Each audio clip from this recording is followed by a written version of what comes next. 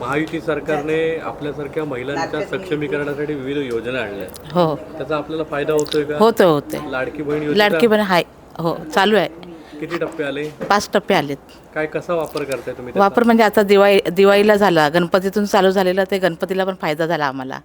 आणि इतरही घरामध्ये काही म्हणजे आजारपणाचे किंवा काय अडचण असेल त्यालाही आम्हाला फायदा होतोय. तर मला सांगा, आता त्याच्यासोबतच महिलांसाठी पण आता मुलींसाठी 15वी पर्यंत हो, हो. 10वी पर्यंत शिक्षण मोफत केलं मोफत सरकारने. आहे. हो, काय सांगाल याबद्दल? ह्याबद्दल सांगायला म्हणा, आम्ही ओपनमध्ये येतो, त्यामुळे काय होतं, आमच्या मुलांना खर्च आहेच शिक्षणाचा. तो आता 3 वर्षासाठी तरी निदान आम्हाला तो कमी झाला आहे. म्हणजे 15वी पर्यंत शिक्षण, त्याचा आम्हाला फायदा झालेला आहे. मुली पदवीधर व्हायला मदत होईल. मदत तर होणारच आहे खूप.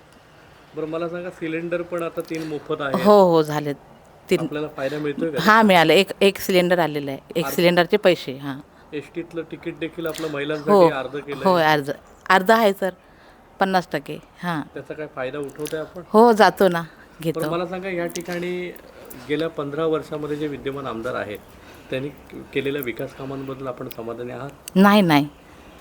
का? काय सांगाल, तुमच्या गावात काही काम नाहीच झालेली आहे. बरं, येणाऱ्या मतदारसंघात आता इथे 20 तारखेला निवडणूक आहे. हां, त्या निवडणुकीला किरण सामंत, अविनाश लाड आणि राजन साळवी उभे आहेत. आपल्याला काय वाटतं, कोणाचं हवं आहे इथे?